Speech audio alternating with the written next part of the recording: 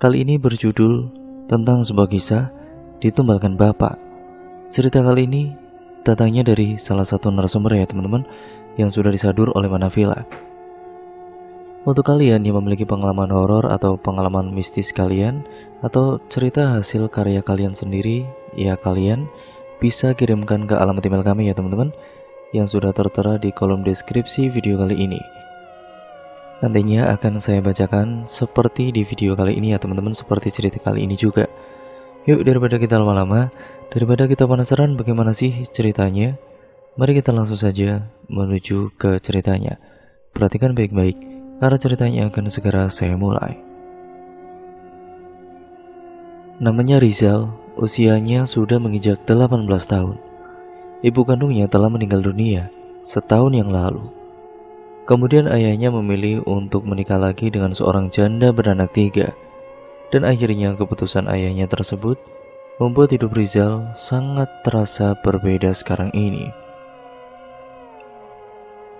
Hubungan Rizal dengan keluarganya saat ini sangat buruk sekali. Ibu tirinya begitu galak kepadanya.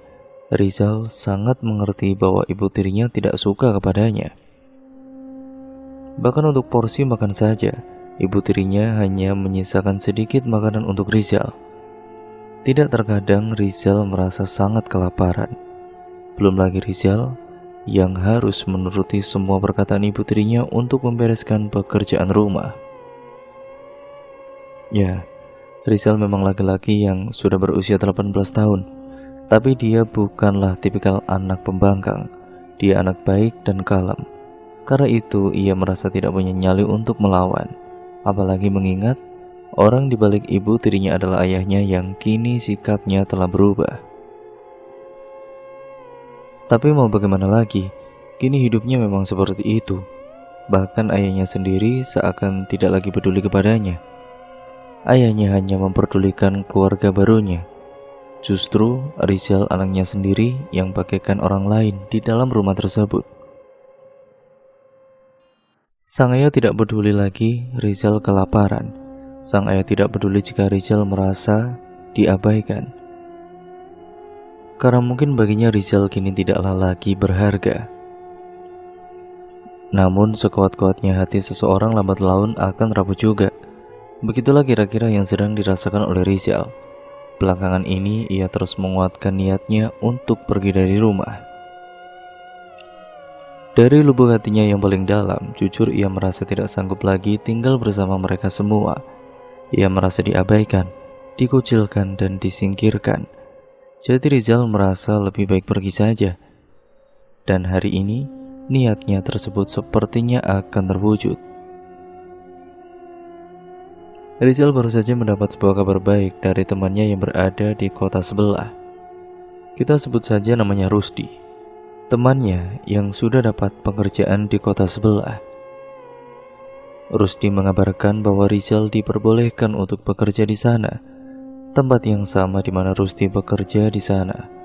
Bahkan Rusdi mengatakan bahwa Rizal sudah bisa langsung bekerja mulai besok pagi.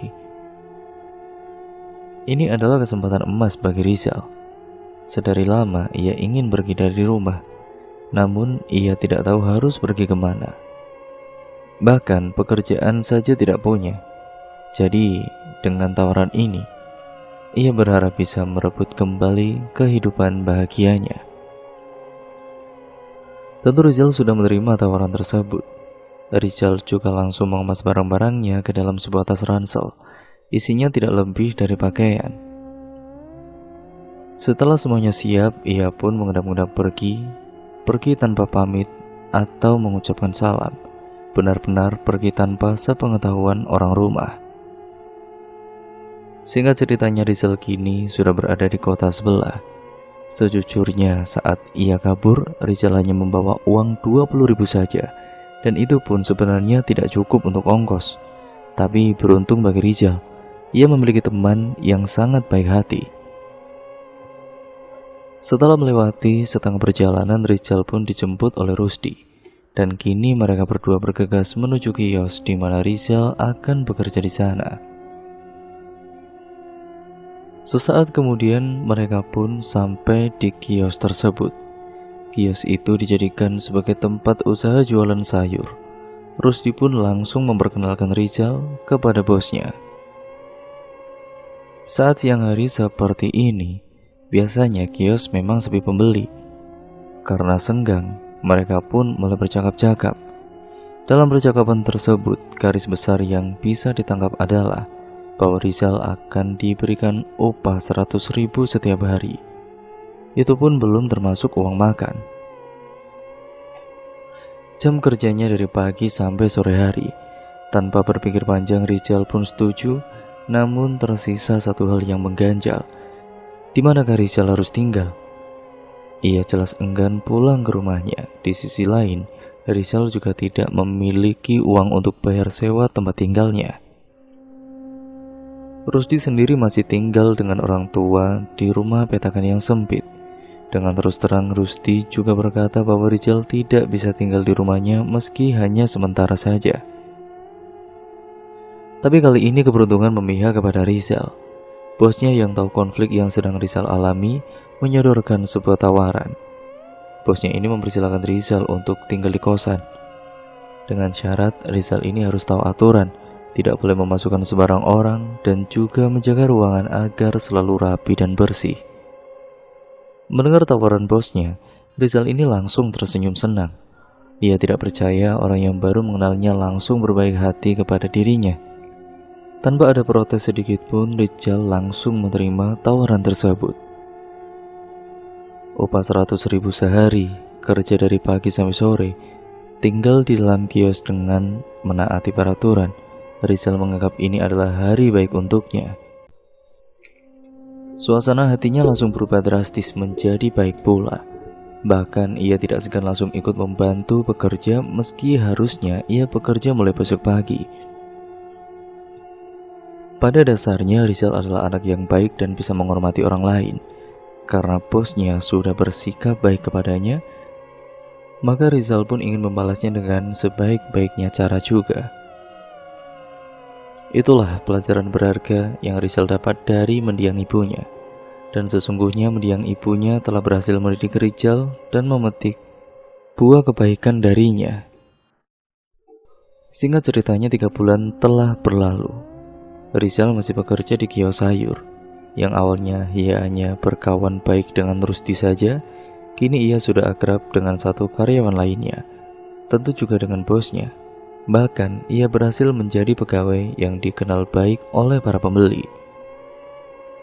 Rizal benar-benar mewujudkan tekadnya, memberikan yang terbaik untuk membalas kebaikan Rusdi dan bosnya yang sudah memberinya kesempatan. Rizal kini memberikan kesan yang baik kepada semua orang.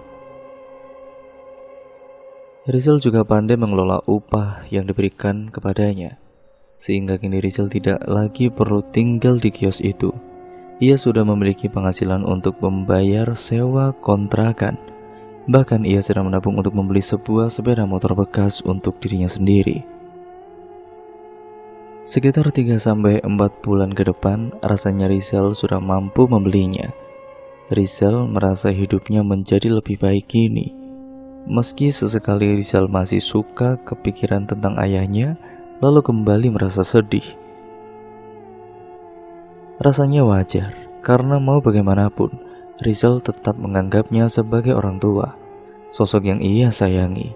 Dan dalam beberapa hari terakhir, ia juga berpikir untuk pulang ke rumah. Bukan untuk kembali tinggal di sana, melainkan hanya untuk menengok ayahnya saja. Rizal ingin tahu kabar ayahnya, meski sang ayah tidak pernah merasa cemas kepadanya. Sang ayah tidak pernah sekalipun menghubungi Rizal. Bahkan ketika Rizal mengirim pesan ke ayahnya, pesan itu tidak pernah dibalas oleh sang ayah. Pernah ia mencoba menelepon sang ayah, tapi berakhir sama. Ayahnya tidak pernah mengangkatnya. Mungkin karena itulah Rizal merasa khawatir dan ingin tahu bagaimana kabar ayahnya sekarang ini. Jadi Rizal berniat untuk mengunjungi sang ayah saat bosnya memberikan hari libur nanti. Hari pun kemudian terlewati. Mereka semua sudah berberes dan sudah mencatat barang apa saja yang habis. Tirai besi kios pun sudah membentang. Toko sayur pun kemudian tutup. Kini waktunya mereka pulang ke rumah masing-masing dan bersantai setelah seharian lelah bekerja. Dan sebelum mereka berpisah, si bos ini memberikan sebuah pengumuman bahwa besok dan lusa toko sayur akan tutup. Itu artinya para pegawai mendapatkan libur selama 2 hari. Mendengar berita itu, tentu para pegawai terlihat sumringah semuanya. Tidak terkecuali ya Rizal. Dengan adanya hari libur, para pegawai akhirnya bisa melancarkan agenda mereka masing-masing jika memang punya. Tapi untuk Rizal sendiri, jelas ia sudah memiliki hal untuk dilakukan, yaitu mengunjungi ayahnya. Setelah memberikan pengumuman penting, si bos pun membubarkan. Lalu mereka semua pulang ke rumah masing-masing dengan wajah senang. Malam hari pun tiba, sekarang sudah jam 12 malam. Rizal masih bersiaga karena baru selesai bermain game di ponsel miliknya. Lalu ia kemudian menaruh ponselnya di atas kasur dan berderap ke kamar mandi. Rizal bersuci, ia mengambil wudhu. Setelah selesai, ia menggelar sajadahnya dan mulai sembahyang. Dalam lantunan doa yang Rizal ucapkan, setibanya saja pundaknya terasa begitu berat. Ia menjadi sedikit hilang fokus karenanya. Kemudian Rizal merasa ada sesuatu yang menjalar di tubuhnya, lalu membuatnya terasa sangat mual. Rizal ini mulai tidak fokus, dan rasa mual itu semakin menjadi membuat Rizal akhirnya berlari ke kamar mandi lalu memuntahkannya. Pada awalnya, dia ini memuntahkan banyak cairan dari mulutnya. Terlihatnya ya normal, mungkin karena masuk angin atau semacamnya. Tapi sesaat berikutnya datang, Rizal ini memuntahkan banyak rambut dari dalam mulutnya. Rambut panjang kusut yang saling menggulung. Setelah rambut itu keluar, barulah rasa mualnya mulai menghilang secara perlahan. Rizal tidak habis pikir kenapa dirinya bisa sampai memuntahkan rambut sebanyak itu. Tapi Rizal yang tidak mau ambil pusing pun tidak menggubrisnya. Ia mencoba berpikir wajar saja, lalu kemudian mengulangi sembahyangnya yang tadi belum sempat selesai. Keesokan paginya pun tiba. Ini adalah hari libur pertama. Rizal sudah berniat untuk mengunjungi ayahnya hari ini. Ia juga sudah bersiap untuk pergi. Rizal belum memiliki kendaraan pribadi, karena itu ia harus menaiki angkutan umum jika ingin sampai. Tentu Rizal sendiri tidak merasa keberatan. Justru dari lubuk hatinya yang paling dalam, ia merasa senang karena ingin menengok ayah kandungnya sendiri. Sejak 3 bulan yang lalu ia kabur dari rumah. Sejak itu pula Rizal belum pulang ke rumah lagi sama sekali. Sejak itu pula ia tidak mendengar kabar dari ayahnya. Pesan yang Rizal kirim tidak pernah dibalas oleh sang ayah. Telepon darinya pun tidak pernah diangkat oleh sang ayah. Dan ayahnya sendiri tidak pernah menghubunginya sekalipun. Jadi karena itu, Rizal sadar bahwa apa yang dirinya rasakan kini adalah sebuah rasa rindu kepada sang ayah. Rizal sudah siap untuk berangkat. Ia hanya perlu mengunci pintu kontrakannya, lalu kemudian pergi. Tapi tatkala Rizal ingin mengunci pintu, tiba-tibanya saja ia merasa sesak nafas kala itu. Rizal tidak bisa bernafas hingga membuat matanya membelalak, mulutnya terbuka lebar, tangan kanannya memegangi lehernya sendiri, dan tubuhnya yang seakan mengejang. Sekilas Rizal seperti ingin dicabut nyawanya. Bersyukur bahwa Rizal adalah orang yang taat. Dikala terhimpit seperti itu, Rizal refleks menyebut nama Allah. Lalu kemudian tanpa Rizal sadari ada seseorang yang membantunya. Orang itu adalah seorang kiai yang sudah berusaha untuk menyembuhkan Rizal, dan dia berusia begitu senja. Dalam beberapa saat Rizal pun dapat kembali bernafas. Meski masih tersengal, Rizal mencoba mengatur nafasnya sembari mengucap istighfar. Kiai yang mendampinginya pun mencoba untuk membantu mengarahkan Rizal. Tentu Rizal pun sudah mengucapkan terima kasih kepada beliau. Lalu sesaat kemudian, setelah keadaan membaik, terdengar suara gelas pecah dari dalam kontrakan Rizal. Baik Rizal maupun Pak Kiai juga mendengarnya dengan sangat jelas. Tanpa pikir panjang, Rizal membuka pintu. Dan benar, gelas kaca di sana sudah pecah. Rizal tahu benar itu adalah gelas kaca yang tadi ia pakai untuk minum. Rizal juga ingat gelas kaca itu ia taruh di atas lantai sebelum berangkat. Meski pecah tiba-tiba, bagi Rizal pribadi hal ini adalah sesuatu yang wajar. Rizal berpikir, mungkin ada tikus yang menabrak gelas itu hingga jatuh lalu pecah. Ya, setidaknya itulah isi dalam benak Rizal, tapi ternyata tidak untuk sang kiai. Saat melihat kontrakan Rizal, sang kiai menarik nafas sejenak, lalu kemudian mencentik tasbihnya sembari mengucapkan doa-doanya. Kemudian sang kiai ini pun berkata, "Mas, sebentar ya," ajak sang kiai kepada Rizal dengan santun. Rizal pun akhirnya mengiyakan, meski dirinya sempat bertanya ingin pergi kemana. Tapi tatkala sang kiai menjawab ingin mengajak Rizal ke pondok miliknya, Rizal pun akhirnya menurut. Sesamanya di pondok, Rizal duduk berhadapan dengan sang kiai. Kemudian sang kiai pun bertanya, Mas ini sebelumnya mau pergi kemana?" tanya sang kiai membuka percakapan. Lalu Rizal pun menjawab, "Saya mau pulang ke rumah Pak, mau nengokin bapak saya. Udah lama gak ketemu soalnya," jawab Rizal dengan ramah. Tidak sampai banyak basa-basi sang kiai pun langsung berkata, "Mas, kamu itu sudah diincar. Hati-hati mas, banyak-banyak zikir yo." Mendengar perkataan sang kiai, Rizal pun mulai mengheran. Apa yang dimaksud dengan diincar? Untuk hal apa dirinya harus berhati-hati? Tentu sang kiai pun tahu jika Rizal akan bertanya-tanya. Namun dengan santun, sang kiai pun mulai bercerita kepada Rizal bahwa saat ia melihat kamar Rizal tadi, sang kiai melihat sosok gaib berbentuk ular besar berwarna hitam legam.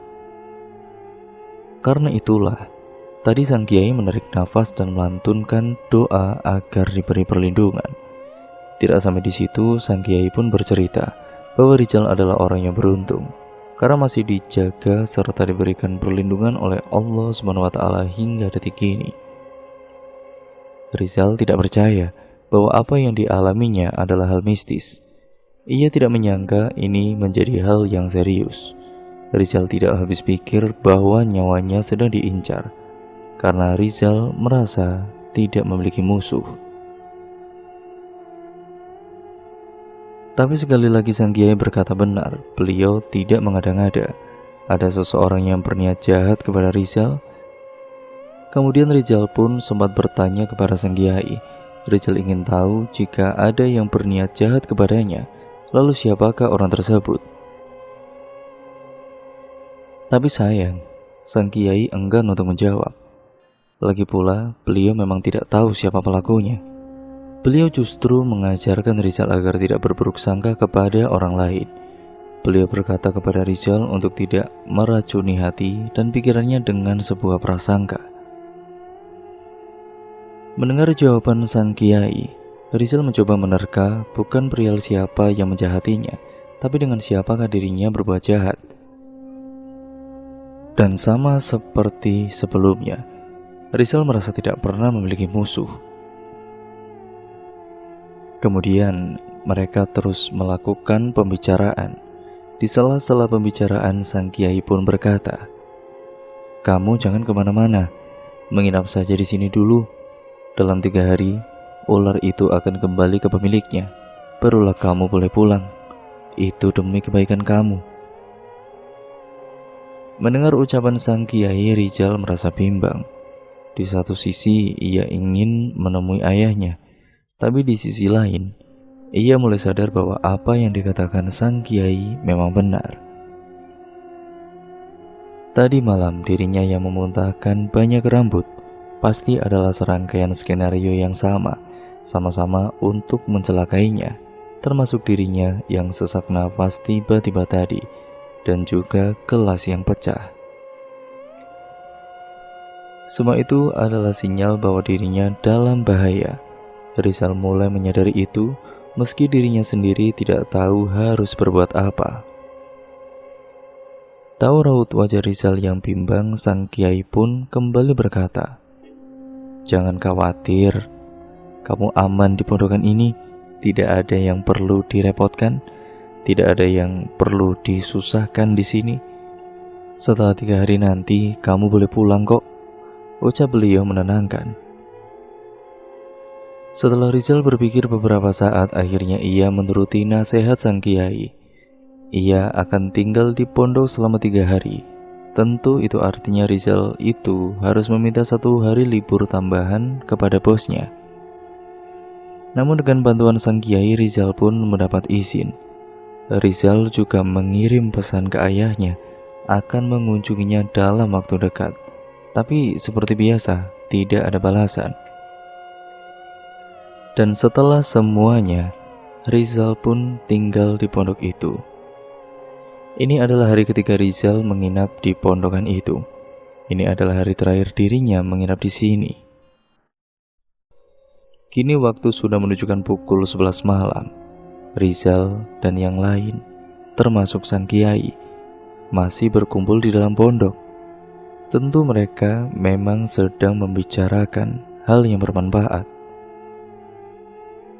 Hingga akhirnya obrolan mereka terganggu oleh suara gemerisik.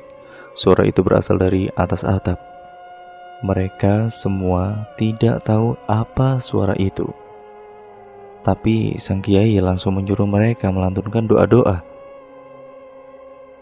Peristiwa itu terus berlanjut sampai beberapa saat, hingga tidak lama kemudian terdengar suara seperti ledakan dari atas atap. Setelah suara ledakan itu, suara gemerisik pun ikut berhenti. Di saat inilah sang kiai berkata kepada Rizal, "Mas, kamu itu akan ditumbalkan, tapi sekarang kamu aman. Besok sudah boleh pulang." Sang kiai berucap dengan perasaan lega. Namun di sisi Rizal, ia sendiri tidak tahu harus bersikap seperti apa. Rizal merasa lega jika dirinya selamat. Tapi di sisi lain, Rizal juga sedih karena ada yang tidak suka kepadanya hingga ingin menumbalkannya. Hingga Rizal pun berharap semoga hal seperti ini tidak lagi menimpa dirinya. Keesokan paginya pun datang. Rizal yang sudah kembali bekerja sedang melayani banyak permintaan para pembeli. Ada yang memintanya untuk menyerut kelapa, ada yang memintanya untuk mengambilkan barang, juga permintaan yang lainnya. Tapi saat Rizal sibuk bekerja, tiba-tibanya saja ponsel yang berada di saku celananya ini berdering. Rizal pun kemudian menyempatkan dirinya untuk mengecek. Lalu ia tahu bahwa itu adalah panggilan dari nomor telepon ayahnya. Dengan sekejap, Rizal menjadi sumringah. Mengapa tidak? Selama ini kan pesannya tidak pernah dibalas oleh sang ayah. Bahkan ketika Rizal mencoba menelepon sang ayah pun tidak mau mengangkatnya. Sang ayah tidak pernah sekalipun mengabarinya. Sedangkan Rizal sudah begitu rindu dengan sang ayah.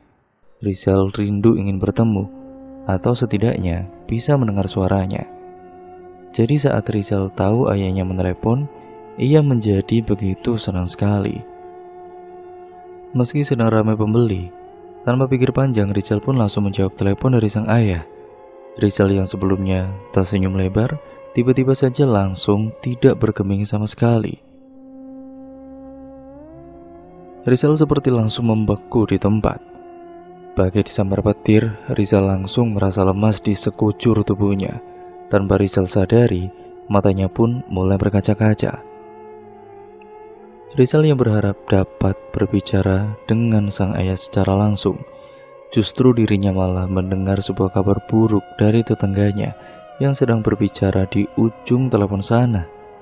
Rizal diberitahukan bahwa ayahnya telah meninggal dunia. Rizal langsung tidak karuan. Ia langsung memberitakan hal ini kepada bosnya, dan setelah diizinkan, Rizal langsung lekas berangkat menuju ke rumah duka. Sedikit mengilas balik beberapa bulan ke belakang, saat Rizal kabur dari rumah, sesungguhnya sang ibu tiri tahu hal tersebut. tapi ia justru merasa senang jika Rizal pergi, lalu membiarkannya pergi dan berpura-pura ia tidak pernah tahu. Saat itu sang ayah masih bekerja dan setelah Rizal pergi, semua masih dalam keadaan baik-baik saja. Tapi seminggu setelah Rizal pergi, sang ayah dipecat oleh perusahaannya secara tidak hormat. Sang ayah ketahuan menyelundupkan beberapa kuintal bahan baku perusahaan secara ilegal. Sang ayah bekerja sama dengan beberapa security perusahaan untuk melancarkan aksinya. Tapi pada akhirnya praktek ilegalnya itu berujung kandas. Sang ayah memang tidak sampai dipenjarakan, namun ia dipecat secara tidak hormat dan tidak berhak mendapatkan tunjangan apapun. Setelah kejadian itu, keluarga itu pun akhirnya bangkrut. Dalam keadaan yang sempit, sang ayah mulai merasa stres. Dirinya yang sudah berumur 40 tahunan lebih itu jelas sulit untuk mendapatkan pekerjaan baru. Apalagi saat masih bekerja, posisinya hanyalah karyawan biasa. Ia juga tidak memiliki kemampuan khusus tertentu.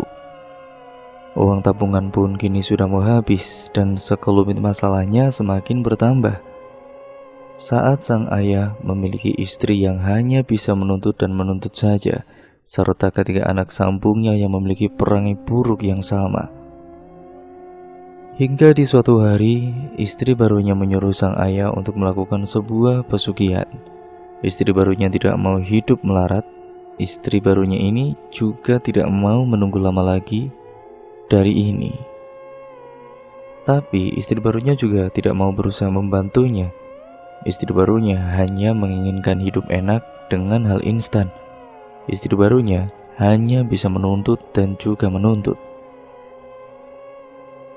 Seakan sudah kehilangan akal, sang ayah pun malah mengiyakan keinginan istri barunya itu untuk melakukan suatu perjanjian pesugihan. Sang ayah mendatangi juru kunci sebuah tempat. Kemudian sang ayah melakukan sebuah ritual terlarang di sana. Akhirnya ia pun bersekutu. Ya, bersekutu dengan iblis tentunya. Tidak lama dari itu, keluarga ini seakan bangkit kembali. Ekonomi keluarga ini kembali stabil. Hingga 3 bulan kemudian sang ayah pun diminta untuk memberikan tumbal pertamanya. Melakukan pesugihan sama saja dengan bunuh diri ataupun menyerahkan nyawa. Sang ayah tidak bisa lari, sampai kapanpun ia tidak bisa melarikan diri. Pilihannya hanya satu. Sang ayah harus mengorbankan nyawa orang lain atau mengorbankan nyawa dirinya sendiri. Pesugihan adalah misi bunuh diri. Di awal sang ayah tidak tahu perihal itu. Tapi mereka sudah terlanjur bersekutu dengan iblis yang penuh tipu daya itu. Sang ayah kini harus memilih. Lalu sang ayah pun kembali stres. Ia tidak tahu siapa yang harus dikorbankan. Sampai akhirnya sang istri menyuruhnya untuk menumbalkan Rizal, anak kandungnya sendiri. Mungkin terasa mustahil bagi seorang ayah menumbalkan anak kandungnya, tapi sayangnya itulah yang terjadi. Sang ayah menyodorkan nama Rizal untuk ditumbalkan. Keputusan itu tidak lepas dari pengaruh istri sesat barunya itu. Sedari awal, istri barunya juga melakukan praktek dukun tanpa sepengetahuan sang ayah. Tujuannya adalah agar sang ayah membenci Rizal, anak kandungnya sendiri.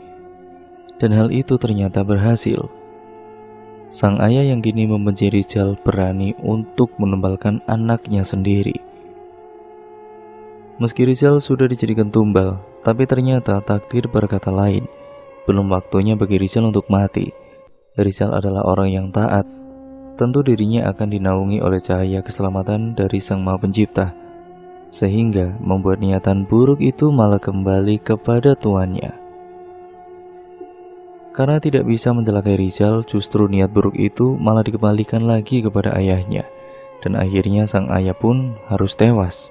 Tewas dalam keadaan yang seburuk-buruknya dan sehina-hinanya. Kemudian sang ayah dimakamkan di samping mendiang istri pertamanya. Rizal hadir di sana dengan air mata dan doa yang terus mengalir tanpa henti. Dan untuk sang istri barunya tidak lama kemudian, ia juga mengalami stroke yang benar-benar sangat parah. Dan cerita pun akhirnya selesai sampai di sini ya teman-teman. Cerita kali ini menceritakan tentang karena banyak hutang, terpaksa anak ditumbalkan sebagai tumbal pesugihan. Bagaimana ceritanya?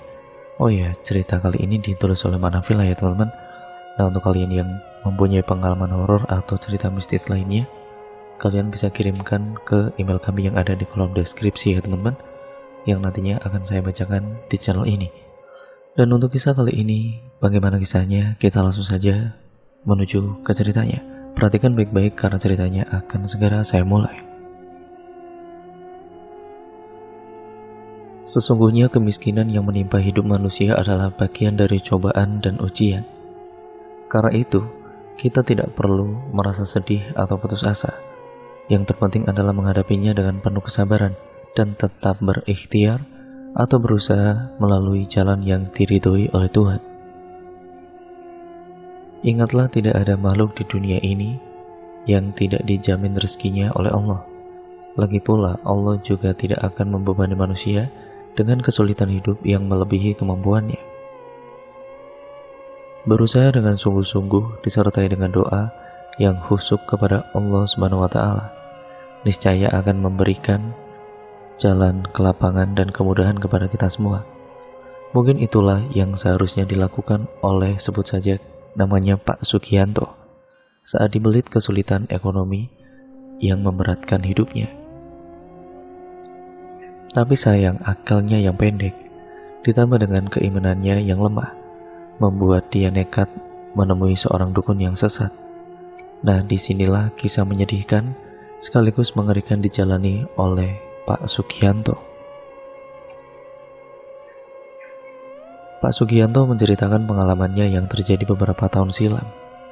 Pengalaman yang sangat mencekam dan seumur-umur tidak akan pernah bisa dia lupakan hingga saat ini. Ya, ini sungguh tidak ingin diulanginya lagi. Bila mengingatnya, Sugianto jadi merinding dan ngeri bukan main. Rasa penyesalan begitu berat menyelimuti hatinya. Ucapan istighfar tidak henti-hentinya terucap dari bibirnya yang kering. Masih terbayang dalam ingatannya adegan sadis yang menyeramkan yang terpampang nyata di hadapan matanya itu.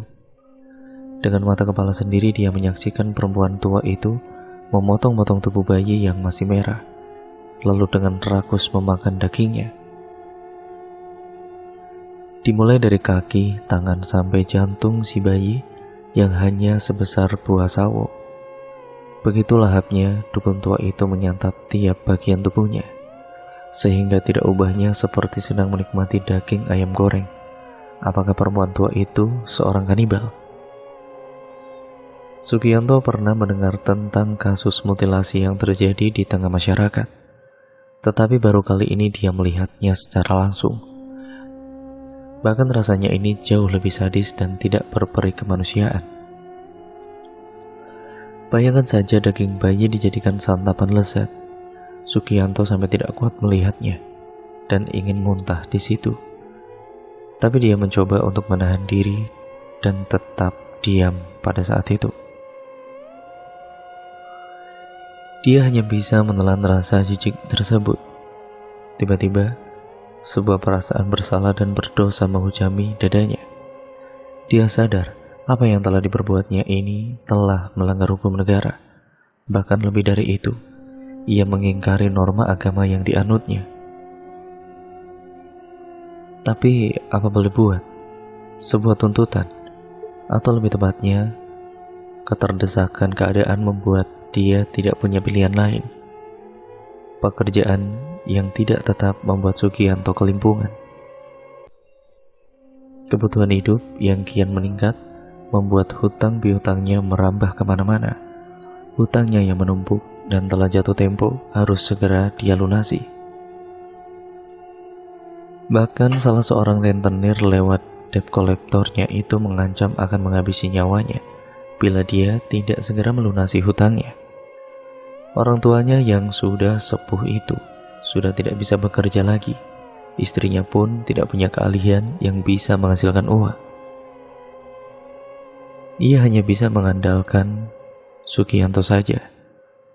sudah melamar pekerjaan ke sana kemari agar upah yang diperoleh itu banyak, namun keberuntungan belum berpihak kepadanya.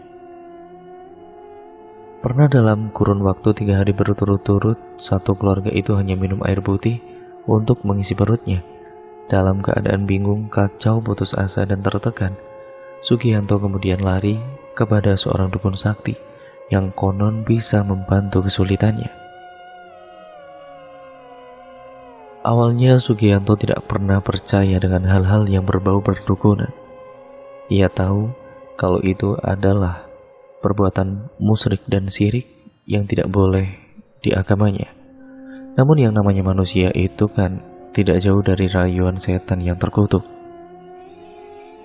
Sebelumnya dia memperoleh informasi dari salah satu seorang kenalannya bahwa di tengah hutan Sonoloyo yang terkenal angker dan wingit, ada seseorang yang tinggal di sana. Ada seseorang perempuan tua sakti bernama Nyi Sakti, sebut saja seperti itu.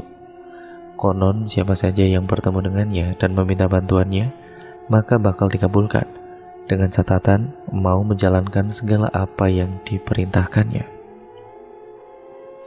Dari informasi itulah Sugianto nekat pergi ke sana karena sudah tidak ada pilihan lain. Tanpa memberitahukan keluarganya, Sugianto mengendarai sepeda motor bututnya ke sebuah tempat yang terbilang angker. Perjalanan yang ditempuh kurang lebihnya 3 jam. Dengan medan yang cukup tajam, Sugianto lalui dengan tekad yang bulat. Panas hujan ia terjang, tidak memperdulikan resiko yang akan menghampirinya. Setelah menempuh perjalanan yang sangat berat dan melelahkan, akhirnya Sugianto berhasil memasuki hutan. Hembusan angin yang kencang membuat bulu kuduknya berdiri.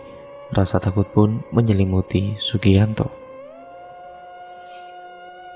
Namun mengingat ia punya tujuan yang harus segera diselesaikan, Sugianto menepis jauh rasa takut itu. Setelah 1 jam perjalanan di dalam hutan, akhirnya Sugianto menemukan gubuk tua yang tidak lain adalah kediaman dari Nyi Sakti. Ia bertemu dengan Nyi Sakti. Perempuan tua itu tinggal sendirian di sebuah gubuk reot di tengah hutan. Begitu sampai di hadapannya, tanpa basa-basi, Sugianto langsung mengutarakan maksud kedatangannya. Nyi Sakti mengangguk-anggukkan kepalanya dan menyetujui apa keinginan dari Sugianto. Dia lalu mengemukakan sebuah syarat kepada Sugianto untuk membawakan bayi merah yang masih hidup atau baru saja mati. Bayi itu nantinya akan dijadikan tumbal untuk memenuhi permintaan Sugianto. Sugianto sendiri sangat terkejut atas syarat tersebut. Dan tidak hanya itu, sebenarnya sangat berat bagi Sugianto memenuhi permintaan itu. Tidak masuk akal pikirnya, tapi karena tidak ada pilihan lain akhirnya dia menyanggupi. Dia lalu kembali ke kota dan berusaha mencari bayi seperti yang diminta oleh Nyi Sakti. Agar memudahkan usahanya, Sugianto hilir mudik di sekitar rumah sakit bersalin yang ada di kotanya. Sempat ada niat untuk menculik bayi yang baru dilahirkan biar lebih cepat, tapi dia mengurungkan niatnya. Dia takut ketahuan dan dipenjara. Lagi pula kasihan orang tua si bayi. Hampir 1 minggu lamanya dia mencari, dan secara kebetulan di sebuah klinik bersalin ada seorang ibu melahirkan bayinya dan mati. Entah mendapatkan ide dari mana, Sugianto menemui perawat itu dan berpura-pura sebagai kerabatnya. Sugianto mengambil bayi yang telah meninggal itu. Dia membungkus bayi itu dengan kain dan memasukkannya ke dalam tas. Pikirnya orang tua sang bayi tidak akan begitu kehilangan sebab bayinya sudah meninggal. Lagi pula, Nyai Sakti sendiri tidak keberatan menerima bayi yang sudah meninggal. Saat itu juga Sugianto merasa tidak bersalah. Hari itu juga Sugianto buru-buru kembali ke gubuk Nyai Sakti dan menyerahkan mayat bayi itu yang baru berusia beberapa jam tersebut. Tadinya Sugianto berpikir mayat bayi itu hanya akan dijadikan sesaji dan kemudian dikubur. Tetapi apa yang terjadi kemudian? sungguh membuat Sugianto terkejut, tertegun, dan sekaligus ngeri.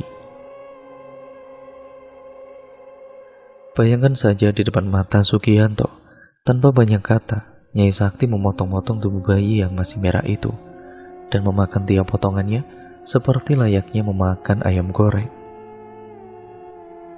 Perut Sugianto pun menjadi mual dan juga enak, tapi dia hanya bisa terdiam dan tidak berusaha mencegah perbuatan Nyai Sakti. Tampak mulut Nyai Sakti bercelemotan darah. Mungkin karena sudah kekenyangan, Nyai Sakti tidak memakan semua tubuh bayi itu. Dia hanya memakan tangan, kaki, dan jantungnya. Selebihnya dia meminta Sugianto untuk mengubur jasad sang bayi. Dengan tangan gemetar dan perasaan bercampur aduk tidak karuan, Sugianto mengubur tubuh mungil itu. Dia masih belum mengerti apa maksud dari tindakan Nyai Sakti dengan memakan mayat bayi. Kenapa tidak melakukan ritual seperti pada umumnya? Kenapa tidak ada sesajian? Pertanyaan-pertanyaan itu hanya bisa berputar-putar saja di dalam pikirannya.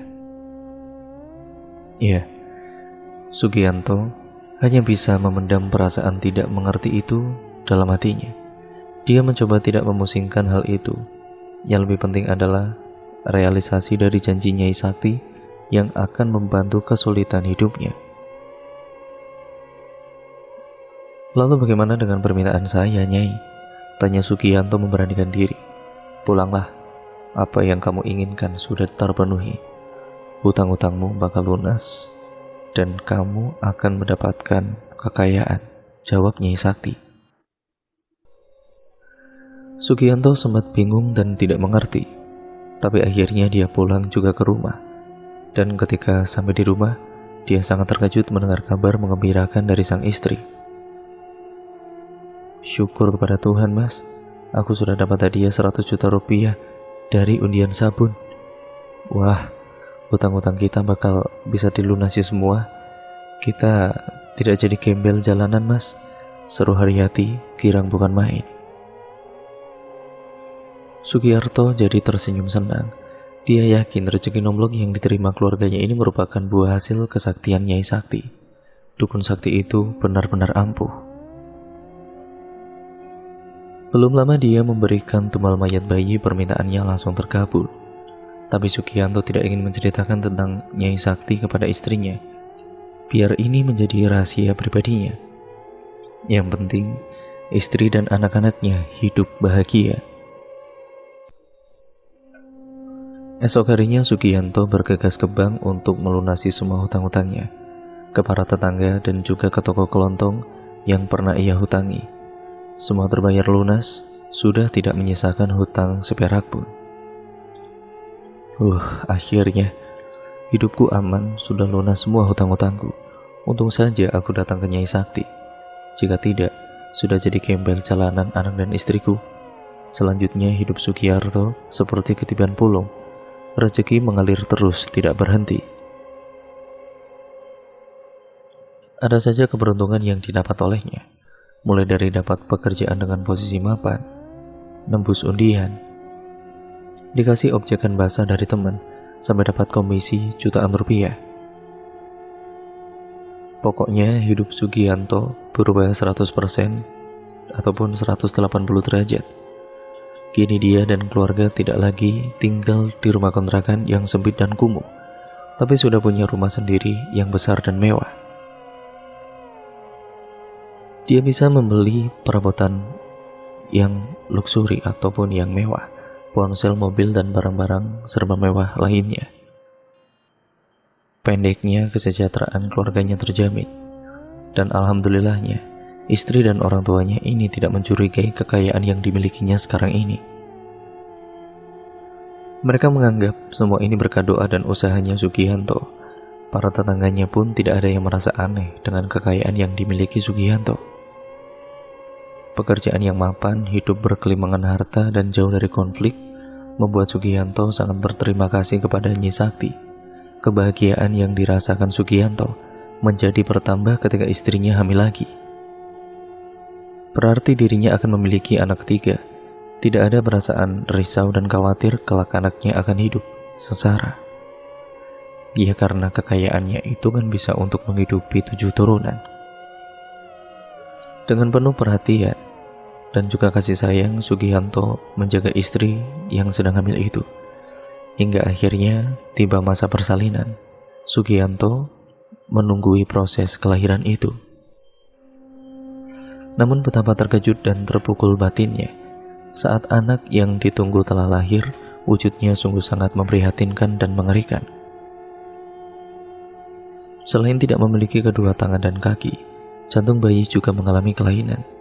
Tidak terbayangkan betapa syok, sedih, dan terpukulnya Sugianto mendapati anaknya yang mungkin cacat itu. Tiba-tiba Sugianto teringat dengan Nyai Sakti. Jangan-jangan apa yang terjadi ini buah dari perbuatan Nyai Sakti dulu yang pernah memakan mayat bayi. Sesungguhnya tumbal yang dimaksud Nyai Sakti tidak lain adalah anaknya sendiri. Tidak terima dengan kenyataan ini, Sugianto segera pergi ke hutan Sonoloyo untuk mencari Nyai Sakti. Selain ingin meminta bantuan memulihkan keadaan bayinya, Sugianto juga berharap Nyai Sakti menarik syarat tumbalnya.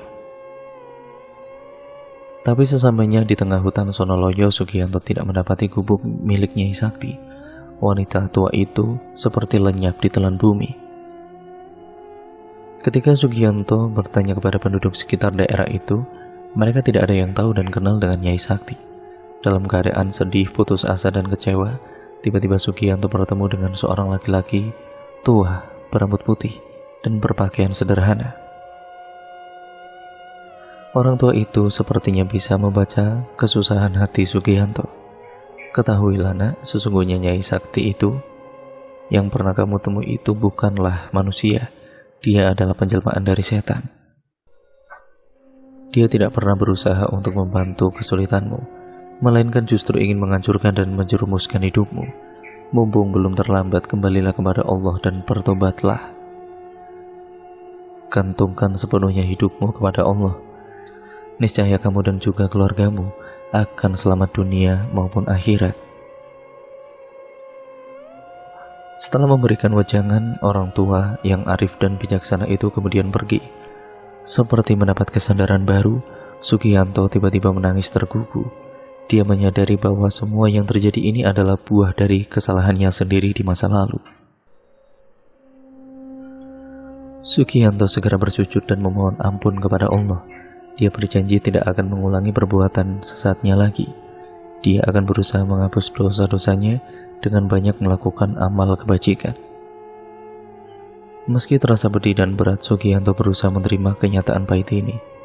Dia akan tetap merawat dan memelihara anaknya yang cacat, karena bagaimanapun anak itu adalah amanah dari Allah.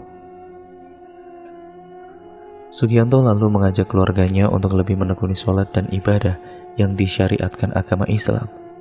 Dia tidak peduli kekayaannya akan habis guna mengobati dan merawat anaknya yang cacat itu. Baginya, harta duniawi sudah tidak ada artinya lagi, karena semua itu tidak akan dibawa bila dirinya mati. Sama halnya dengan Sugianto, istrinya pun kemudian sama. Ia sangat terkejut dengan kelahiran anaknya itu. Hampir 2 minggu istrinya Sugianto murung tidak mau makan. Ia merasa bersalah atas kelahiran anaknya yang tidak sempurna. Ia merasa gagal menjadi ibu yang baik. Tapi walaupun begitu, sepasang suami istri itu merawatnya dengan penuh kasih sayang. Sampai singkat ceritanya, setelah berjalan 2 tahun, anaknya yang cacat itu dipanggil Yang Maha Kuasa. Meski terasa sedih dan berat, namun Sugianto mengikhlaskannya. Mungkin itu lebih baik daripada anaknya harus menderita bila tumbuh dewasa. Dia sendiri tidak menyesal bila hidup keluarganya kembali jatuh miskin seperti dulu. Dia menerima dengan penuh keridhaan. Dia justru merasa bahagia dan juga tenang dengan keadaannya yang sekarang, karena dalam keadaan hidup yang pas-pasan, dia bisa lebih mendekatkan dirinya kepada Tuhan. Sugianto kini berubah menjadi orang yang rajin dan tekun beribadah, semata untuk peringatan dan pelajaran agar kita semua tidak mengikuti jalan sesat yang pernah ditempuhnya dahulu. Dan cerita pun akhirnya selesai sampai di sini ya teman-teman. Terima kasih untuk kalian semua yang sudah menyimak video kali ini dan cerita kali ini. yang kali ini berjudul tentang kisah pesugihan penglaris tumbal anak pertama. Cerita pada kali ini ditulis oleh akun yang bernama Enlaila.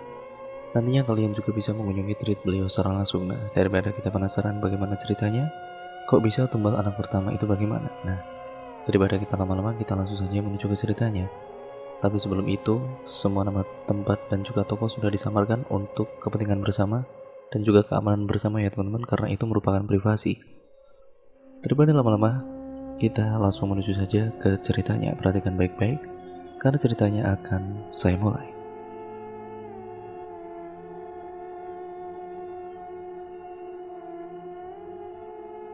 Mas Rizkon dan juga Mbak Wina baru saja menikah dan membina rumah tangganya. Mereka memulai pernikahannya secara mandiri. Mas Rizkon dan juga Mbak Wina tidak ikut tinggal dengan kedua orang tuanya atau mertuanya, melainkan mereka tinggal berdua dengan rumah kosan yang ukurannya tidak terlalu besar, namun cukup untuk ditinggali mereka berdua. Mas Rizkon dan juga Mbak Wina ini baru beberapa bulan menikah. Di kosan tersebut biasanya Mbak Wina kalau pagi hingga sore berada di kosan sendirian. Karena Mas Rizkon bekerja untuk menafkahi Mbak Wina untuk memenuhi kebutuhannya sehari-hari dan juga untuk bayar biaya kos-kosan bulanannya. Mas Rizkon bekerja sebagai tukang proyek bangunan kalau ada panggilan proyek. Jadi Mas Rizkon jarang bekerjanya dan tidak setiap hari. Karena kalau tidak ada panggilan untuk bekerja ya Mas Rizkon di rumah saja. Terkadang kalau Mas Rizkon nganggur di rumah, Mbak Wina mengandalkan usaha online-nya dari rumah. Namun meskipun begitu, mereka masih tetap harmonis keluarganya karena bisa melengkapi satu sama lain. Dan juga biaya yang dikeluarkan belum cukup banyak, karena belum memiliki momongan atau anak. Makan sehari-hari juga seadanya, yang penting perut bisa terisi dan tidak kelaparan. Hingga suatu ketika Mbak Wina pergi ke suatu warung di dekat kosannya. Mbak Wina mau membeli beras dan mie instan untuk dimasaknya. Jarak warungnya dengan kosannya tidak terlalu jauh, hanya beberapa langkah saja dari kosan. Mbak Wina sesamanya di dalam warung tersebut bertemu dengan salah satu tetangganya yang ada di warung itu. Mbak Wina dengan ibu tersebut pun saling bertegur sapa dengan senyuman yang ramah. Mbak Wina, mau beli apa mbak? Iya bu, mau beli beras sama mie instan. Mau hutang lagi ya mbak? Timbal pemilik warung. Seketika Mbak Wina pun tertunduk lesu dan juga malu, karena pemilik warung tersebut memberitahu aibnya Mbak Wina sendiri di depan ibu tetangganya. Iya bu, kalau boleh, jawab Mbak Wina. Gimana sih mbak? Suaminya gak nafkain ya?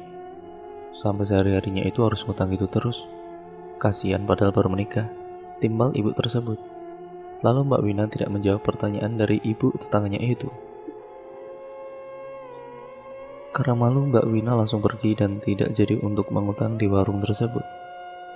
Kalau gitu saya pulang dulu, permisi, ucap Mbak Wina.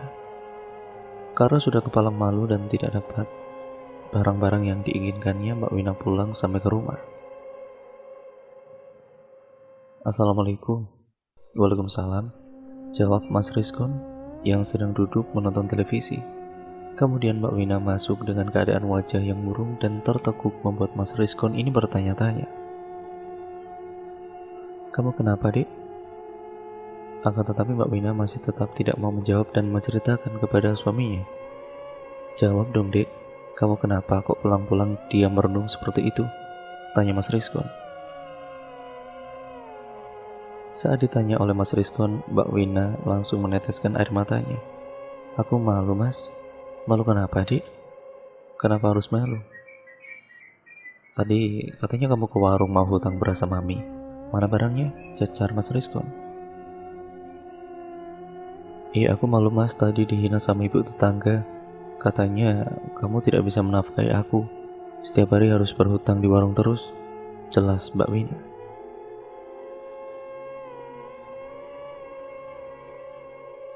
Ya sudah, kamu gak usah malu ya. Dan juga nggak usah bersedih. Maafkan Mas ya, Mas belum bisa membahagiakan kamu. Nanti kalau Mas ada rezeki, Mas akan lunasi hutangnya. Dan kamu tidak perlu untuk berhutang lagi.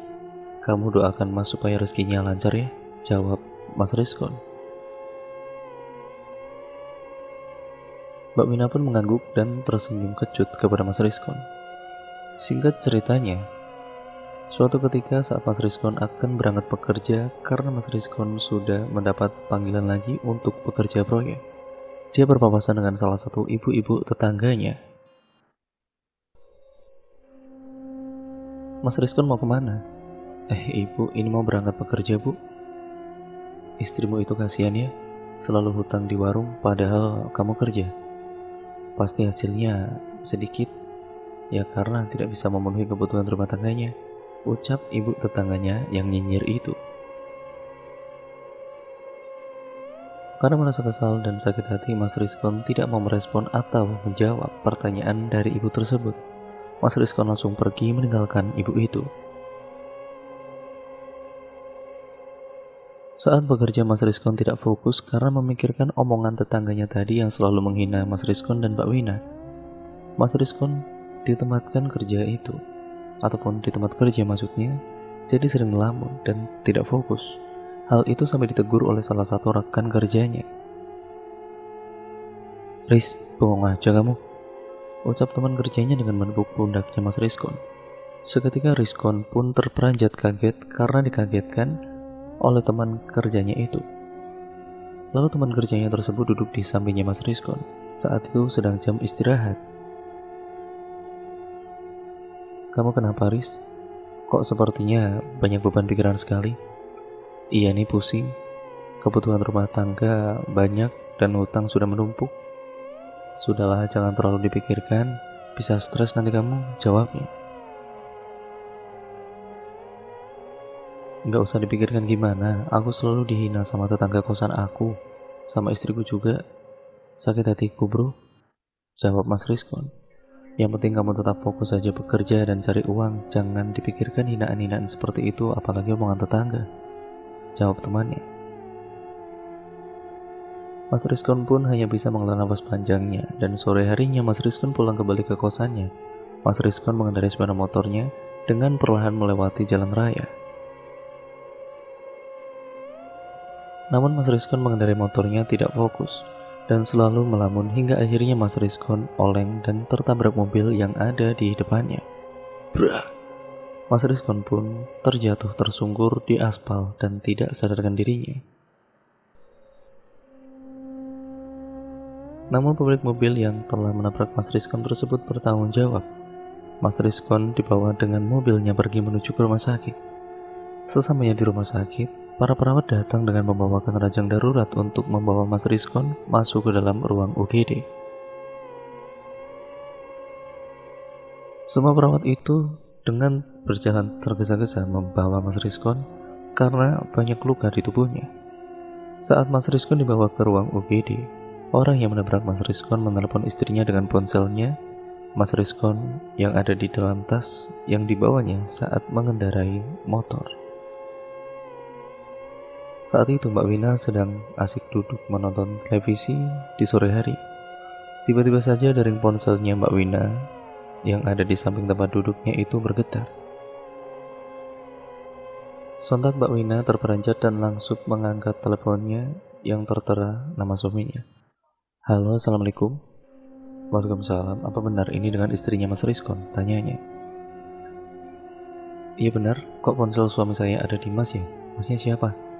"Iya Mbak, saya mau memberitahu kalau suami Mbak itu berada di rumah sakit, tadi mengalami kecelakaan," ucapnya. Seketika Mbak Wina langsung lemas dan segera bergegas untuk menuju ke rumah sakit. Dengan perasaannya yang campur aduk, Mbak Wina naik angkutan umum pergi ke rumah sakitnya.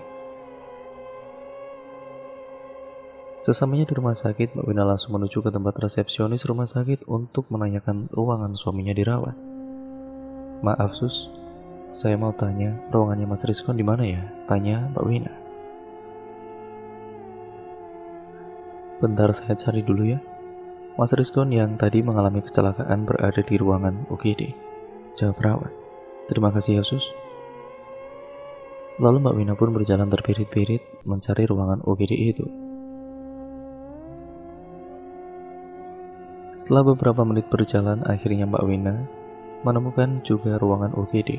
Di depan ruangan UGD, Mbak Wina ini melihat ada seorang laki-laki yang sedang duduk di bangku. Lalu laki-laki itu pun menyapa Mbak Wina. Mbak, maaf Mbak istrinya Mas Rizkon ya? Iya mas. Masnya yang tadi nelpon saya ya? Iya mbak, saya yang tadi tidak sengaja menabrak suaminya mbak. Tapi mbak tenang saja ya, saya yang akan menanggung semuanya, ucapnya. Makasih ya mas, suami saya bagaimana keadaannya? Tanya Mbak Wina. Belum tahu, kita tunggu saja mbak. Lalu Mbak Wina dan orang yang menabrak tersebut duduk di bangku sambil menunggu Mas Rizkon keluar dari ruangannya. Beberapa saat kemudian, dokter keluar dari ruangan UGD.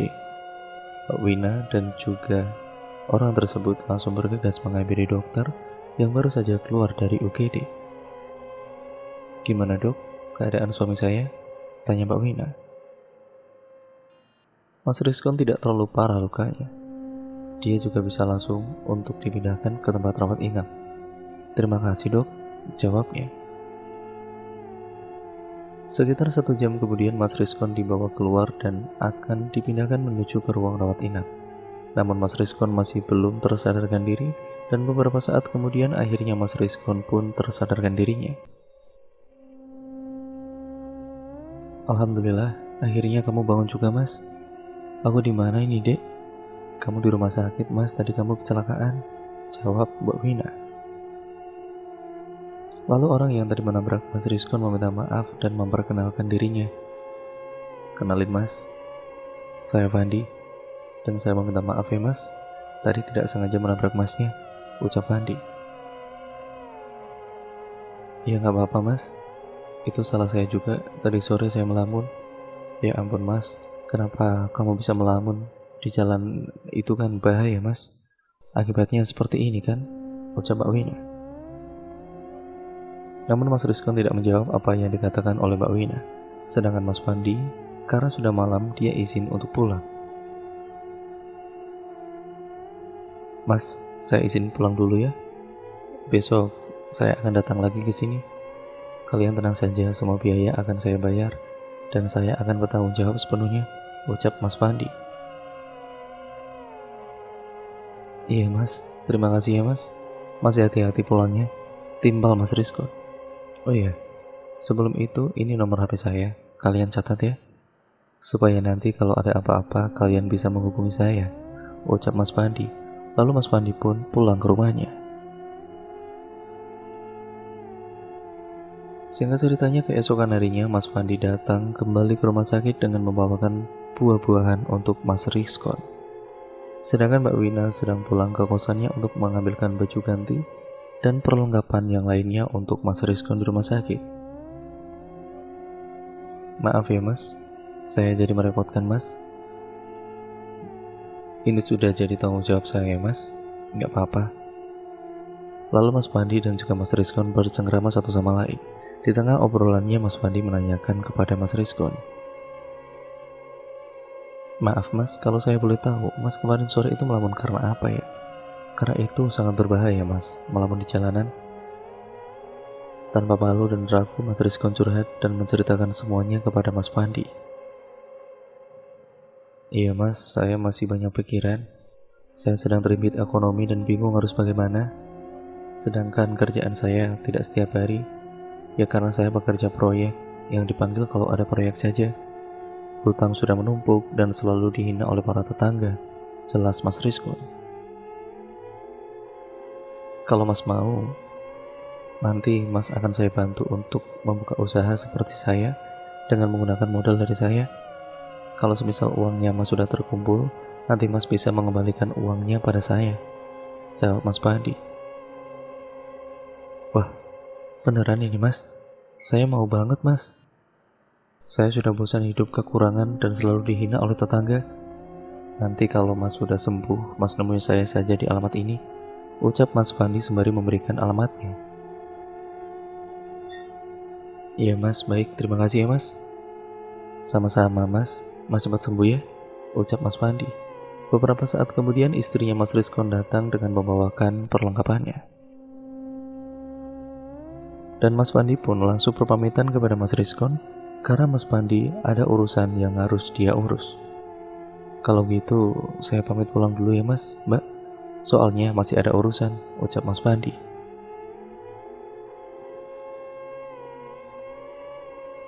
Loh, kok buru-buru banget Mas? Saya kan baru datang, timbal Mbak Wina. Ya nanti besok saya kesini lagi Mbak, jawab Mas Fandi. Singkat ceritanya, Mas Rizkon sudah meninggal dan Mas Rizkon sudah diperbolehkan untuk pulang oleh dokter. Mas Rizkon tidak berangkat bekerja karena tubuhnya masih belum fit dan belum sepenuhnya sembuh. Beberapa temannya dan saudaranya dan tetangganya pun datang untuk menjenguk Mas Rizkon. Orang-orang yang menjenguk tersebut membawakan bingkisan untuk keluarganya Mas Rizkon. Lumayan bingkisan tersebut bisa untuk kebutuhannya beberapa hari ke depan.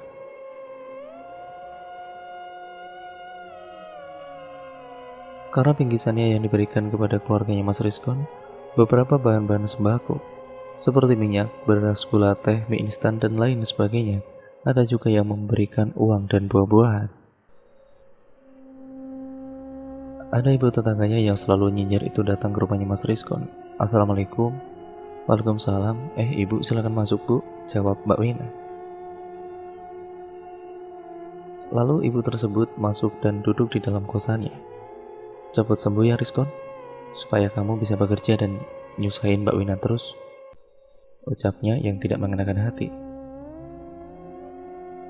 Mas Rizkon yang mendengar apa yang dikatakannya langsung membuang muka dari hadapan ibu tersebut. Bu, saya buatkan minum dulu ya bu. Tidak usah, saya mau langsung pulang. Kalau kelamaan di sini nanti bisa ketularan miskin, jawabnya. Mas Rizkon dan Mbak Wina hanya bisa bergeleng-geleng dan mengelus-elus dadanya.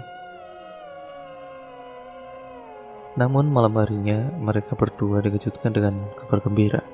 Mbak Wina membeli tes pack dan saat dicek hasilnya positif.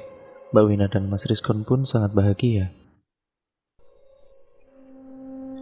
Akan tetapi itu juga membuat mereka bertambah pusing karena harus mempersiapkan segala biaya untuk anaknya lahiran nanti dan beberapa kebutuhan yang diperlukan calon bayinya. Seminggu kemudian Mas Rizkon pun sudah sembuh. Karena Mas Rizkon tidak dipanggil lagi untuk kerja proyek, akhirnya Mas Rizkon teringat tentang tawaran yang diberikan oleh Mas Fandi. Mas Rizkon pun juga kepikiran tentang biaya untuk persiapan kelahiran anak pertamanya tersebut. Akhirnya Mas Rizkon pun meminta pendapat kepada Mbak Wina mengenai tawaran dari Mas Fandi. Dek, waktu itu Mas ditawarkan uang modal dari Mas Fandi untuk buka usaha. Apa Mas ke rumahnya saja ya? Siapa tahu Mas Fandi bisa bantu kita. Ya sudah, kamu temui saja Mas Fandinya Mas. Iya besok Mas ke rumahnya, ucap Mas Rizkon.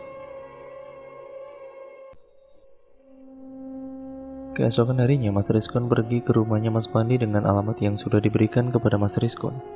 Dengan mengendarai sepeda motornya, Mas Rizkon menuju ke rumahnya Mas Fandi menempuh waktu sekitar 20 menit menuju ke rumahnya Mas Fandi.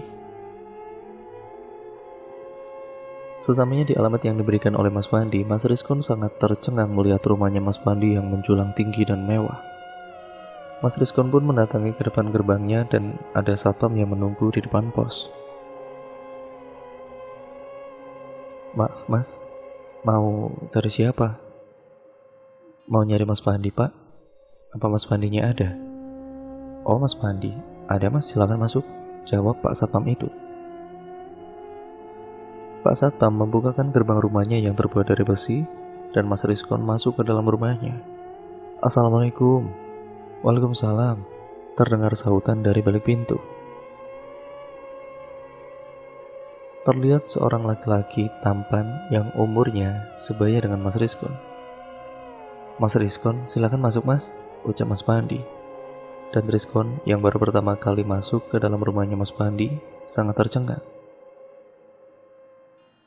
Karena di dalam rumahnya tersebut semua perlengkapan dan hiasan dindingnya itu sangat mewah, yang pasti harganya sangat mahal.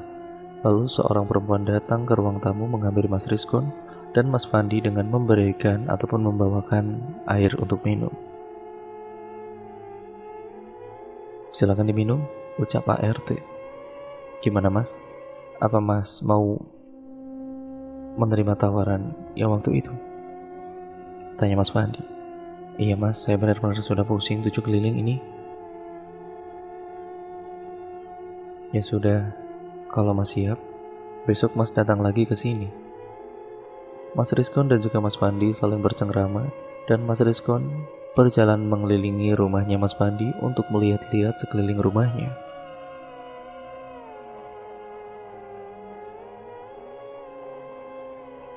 Singkat ceritanya, keesokan harinya Mas Rizkon datang kembali ke rumahnya Mas Pandi. Mas Pandi langsung mengajak Mas Rizkon ke suatu tempat dengan menggunakan mobil Mas Pandi. Mas Rizkon yang tidak tahu menahu hanya mengikuti saja kemana Mas Pandi akan pergi.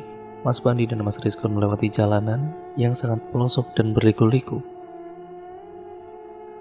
Perjalanan yang ditempuhnya sekitar 3 jam, dan beberapa jam kemudian, akhirnya Mas Pandi dan Mas Rizkon sampai di tempat tersebut. Mas Rizkon terlihat keheranan karena dia dibawa ke tempat yang ada di tengah hutan. Untuk apa? "Mas, ini tempat apa sih Mas?" "Sudah Mas ikut saya saja, nanti Mas juga tahu." Begitulah jawab Mas Pandi. Akhirnya mereka berdua berjalan masuk ke dalam hutan. Sekitar 30 menit mereka berjalan kaki akhirnya sampai juga di sebuah padepokan yang letaknya berada di tengah hutan. Di padepokan tersebut terlihat sudah banyak sekali orang yang ada di sana. Lalu Mas Pandi masuk ke dalam Mas Rizkon kemudian mengikuti saja. Semua orang yang ada di padepokan tersebut semuanya sedang melakukan ritual dengan merapalkan mantra, begitu juga Mas Pandi. Mas Rizkon hanya melihat saja dari kejauhan apa yang dilakukan orang tersebut. Setelah 1 jam lebih, semuanya telah selesai melakukan ritual dan juga Mas Pandi. Lalu Mas Pandi dan juga Mas Rizkon menemui kuncen yang ada di padepokan tersebut.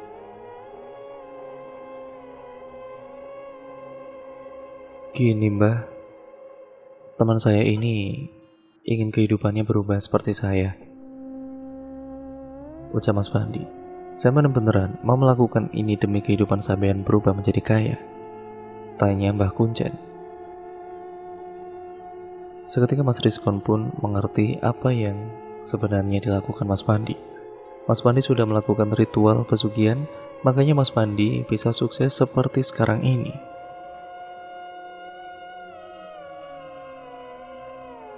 Lalu Mas Rizkon masih terus berpikir tentang pesugihan tersebut. Karena kalau melakukan pesugihan itu berdosa, sedangkan di sisi lain Mas Rizkon juga ingin kehidupannya berubah supaya tidak dihina oleh tetangganya. Akhirnya Mas Rizkon pun mengiyakan tentang pesugihan tersebut tanpa memberitahu Mbak Wina terlebih dahulu. "Iya Mbak, saya mau kehidupan saya berubah lebih sejahtera," jawab Mas Rizkon. "Apa sampean sanggup untuk melakukan ritual dan beberapa syaratnya?" "Syaratnya apa Mbah?" tanya Mas Rizkon. "Kamu malam ini harus melakukan ritual dengan membaca mantra yang saya berikan nantinya. Dan ini sebuah jimat. Jimat ini nantinya kamu simpan di tempat dagangan kamu. Dan kamu harus siapkan tempat khusus yang harus tertutup untuk melakukan ritual," jelas Mbak Kuncen. "Iya Mbak, baik, saya akan laksanakan," jawab Mas Rizkon. Dan singkat ceritanya, malam harinya Mas Rizkon melakukan ritual di bawah pohon besar yang ada di situ ataupun yang ditunjukkan oleh Mbak Kuncen.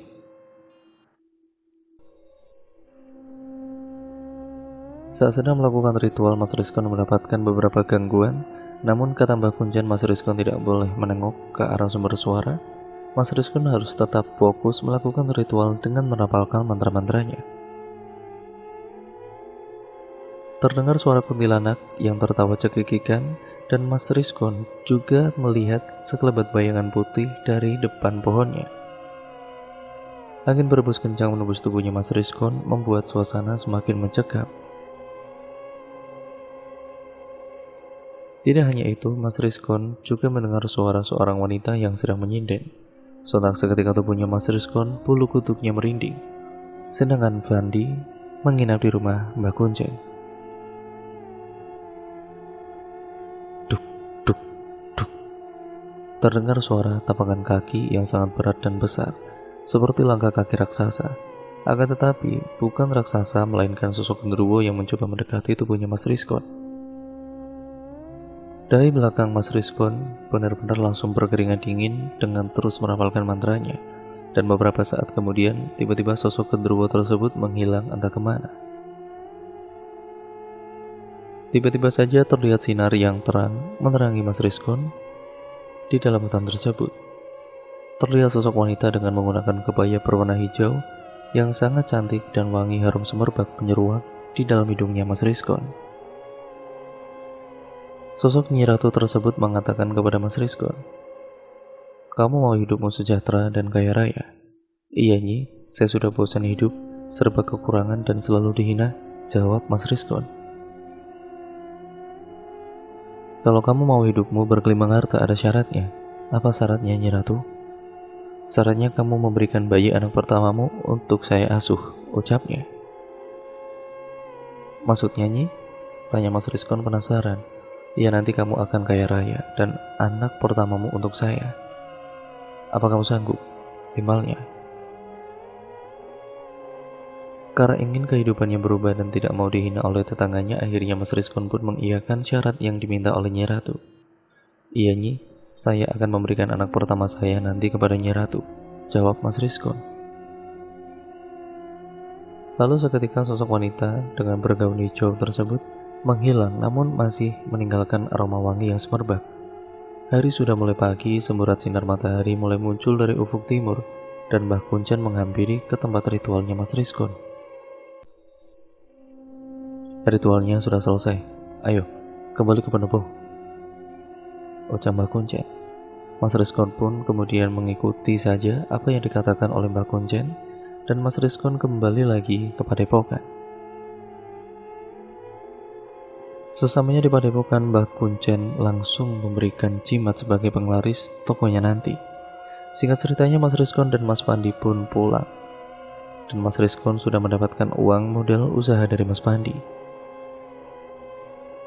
Mas Rizkon membuka usaha kecil-kecilan, yaitu membuka toko sembako dan perlengkapan alat tulis. Tidak lupa Mas Rizkon menyiapkan tempat untuk melakukan ritual. Kebetulan di dalam kosannya tersebut ada 2 kamar, dan kamar yang ada di belakang tersebut tidak pernah dipakai. Jimat di sebuah batu akik yang diberikan oleh Mbah Kuncen kepada Mas Rizkon pun disimpannya di dalam kotak uang di toko sembakonya. Kehamilan Mbak Wina sudah semakin membesar. Usia kandungannya tersebut sudah memasuki 5 bulan. Toko sembakonya Mas Rizkon yang baru dirintisnya itu masih sepi. Hingga tiba di malam Jumat Kliwon, Mas Rizkon melakukan ritual di dalam ruangan tertutup rumahnya. Dan keesokan harinya tiba-tiba saja toko sembakonya Mas Rizkon seketika ramai dikunjungi pembeli dan para anak sekolah untuk membeli alat-alat tulis. Mbak Wina pun ikut membantu melayani para pembeli yang semakin ramai. Dan betapa terkejutnya Mas Rizkon, dalam 1 hari Mas Rizkon bisa mendapatkan uang yang sangat banyak dan sudah bisa mengembalikan uang modal yang dipinjamkan oleh Mas Pandi. Karena uang modal yang dipinjamnya itu sudah ada, Mas Rizkon pun mengembalikan kepada Mas Pandi. Beberapa bulan kemudian Mas Rizkon sudah bisa membangun rumah megah seperti kepunyaannya Mas Pandi.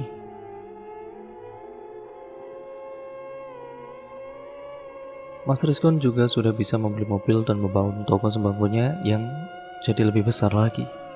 Lahan kosannya itu dibeli oleh Mas Rizkon beserta rumah kosan tersebut. Kemudian kosan tersebut dirubah menjadi rumah mewah yang berlantai, dan toko sembako yang ada di depan rumahnya semakin besar bangunannya, karena lahan kosan yang dibelinya itu cukup luas. Sehingga para tetangganya yang dulu mengejek keluarganya Mas Rizkon tidak berani lagi untuk mengejek Mas Rizkon dan Mbak Wina. Mbak Wina juga sudah melunasi semua hutang-hutangnya dengan warung sembako tetangganya itu. Mbak Wina sekarang bahagia karena suaminya sudah sukses.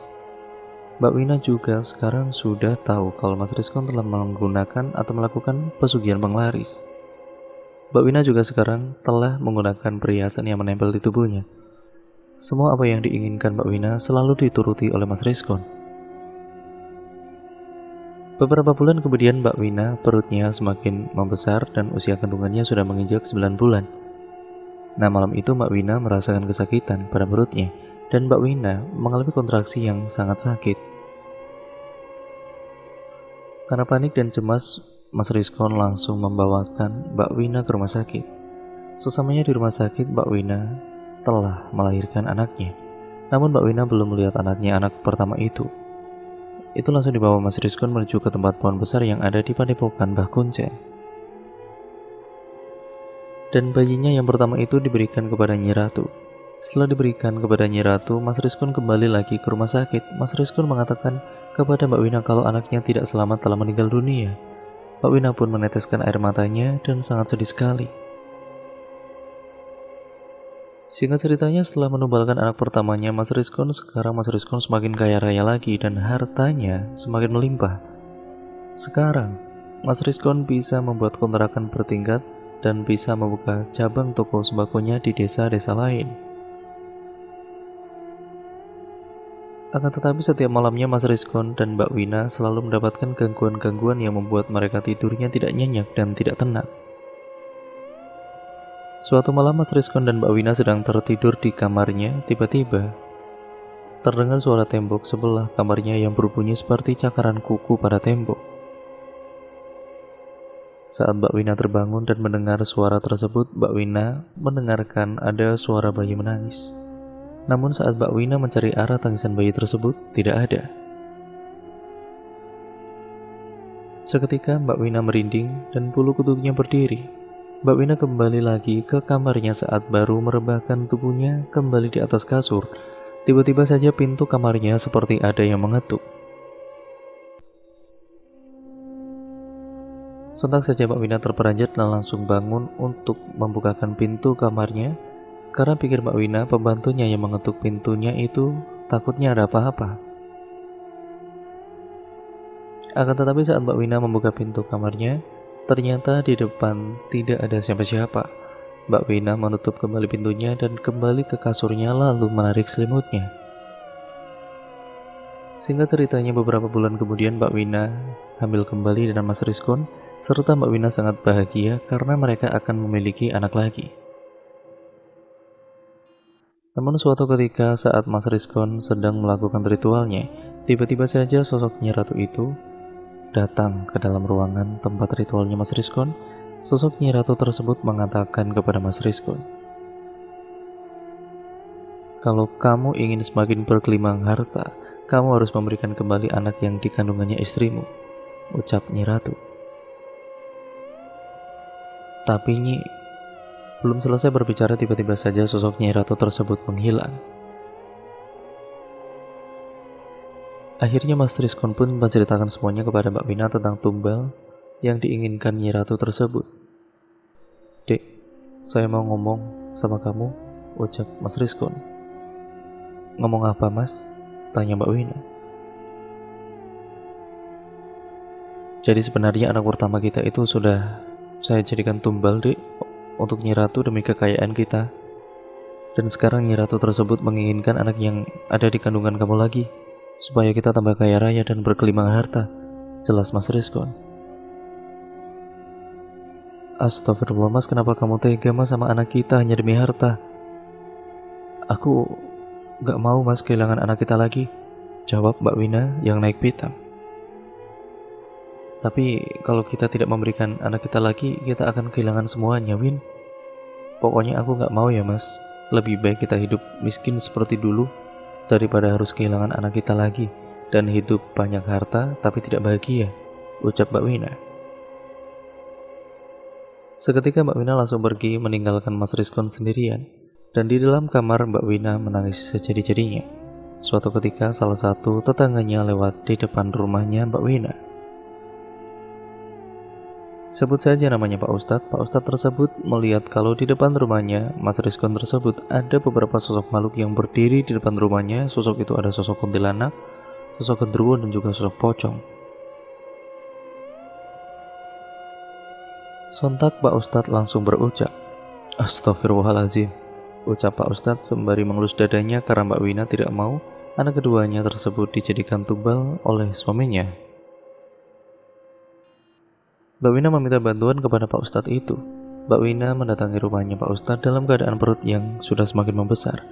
Sedangkan Mas Rizkon saat itu sedang pergi melakukan ritual untuk setiap tahunnya ke tempat padepokannya Mbah Kuncen. "Assalamualaikum." "Waalaikumsalam," jawab Pak Ustadz dari balik pintu rumahnya Pak Ustadz. "Silakan masuk, Mbak," ucap Pak Ustadz. Lalu Wina pun langsung masuk ke dalam rumahnya Pak Ustadz. "Ada apa, Mbak?" tanya Pak Ustadz. "Pak Ustadz, tolongin saya, Pak. Saya takut, Pak Ustadz." "Takut kenapa, Mbak?" tanya Pak Ustadz. "Anak saya, Pak. Anak saya yang ada di dalam kandungan ini akan dijadikan tumbal sama suami saya. Saya tidak mau, Pak Ustadz," ucap Mbak Wina. "Maksudnya gimana, Mbak? Suaminya Mbak telah melakukan pesugihan seperti itu?" "Iya, Pak. Suami saya sudah melakukan pesugihan, Pak," jawab Mbak Wina. "Astagfirullah. Pantas saja saat saya lewat di depan rumahnya Mbak kok saya lihat banyak sekali sosok penunggu rumahnya Mbak." "Iya, Pak Ustadz. Saya mohon bantu saya, Pak. Saya tidak mau anak saya jadikan tumbal lagi, Pak Ustadz. Saya harus bagaimana?" "Tenang, Mbak. Sebaiknya Mbak bertobat sebelum semuanya terlambat." "Saya mau bertobat, Pak Ustadz. Tolong bimbing saya, Pak Ustadz," jawab Mbak Wina. "Yang saya takutkan nantinya kalau Mbak tidak mau menumbalkan anaknya Mbak, Mbak sendirilah yang akan menjadi tumbal untuk kekayaan suaminya Mbak yang gila harta itu," ucap Pak Ustadz. "Lalu saya harus bagaimana, Pak Ustadz?" "Kita pergi ke rumahnya Pak RT saja, dan nanti kita bahas bersama-sama." Pak Ustadz dan Mbak Wina pun mendatangi rumah Pak RT untuk meminta saran. Kata Pak RT sebaiknya Mbak Wina tinggal terlebih dahulu di rumahnya Pak Ustadz supaya nanti Mbak Wina bisa melaksanakan tobatnya dengan sempurna. Dan Pak Ustadz juga, Pak RT tidak memberitahu kepada tetangganya tentang pesugihan yang dilakukan oleh suaminya Mbak Wina. Suatu ketika Mbak Wina dikurung di dalam rumahnya Pak Ustadz bersama dengan istrinya Pak Ustadz. Mbak Wina diajarkan caranya untuk bertobat. Pak Ustadz pun kemudian mengajarkan Mbak Wina untuk selalu sholat fardu dan sholat sunnah setiap harinya, dan juga mengaji untuk meminta perlindungan kepada Allah Subhanahu wa Ta'ala.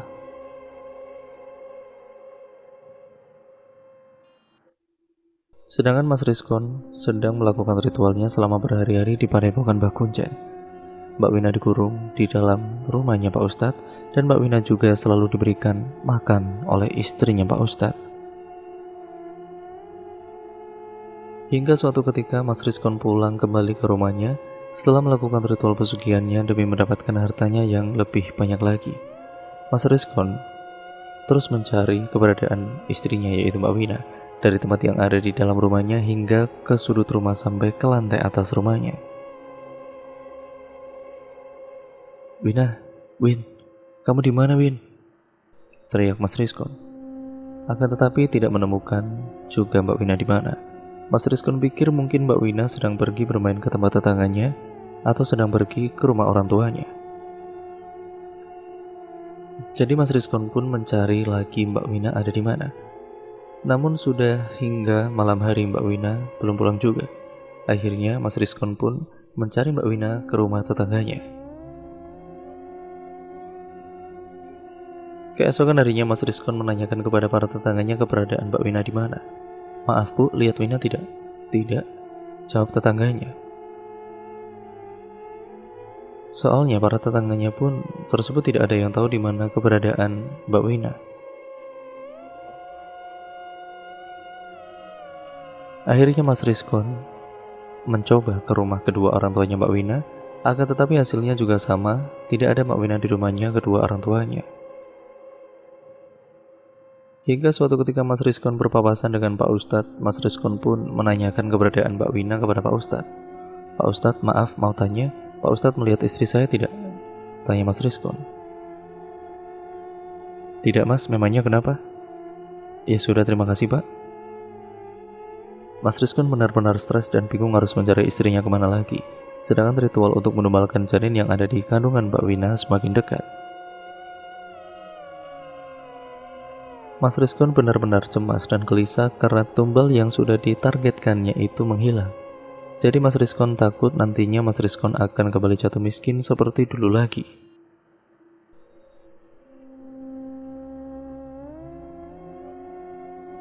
Sedangkan Mbak Wina masih saja diumpetkan di dalam kamar rumahnya Pak Ustadz dan dibekali ibadah serta mengaji. Pak Ustadz juga selalu sholat hajat dan sholat tahajud untuk membantu melindungi Mbak Wina dari serangan-serangan gaib.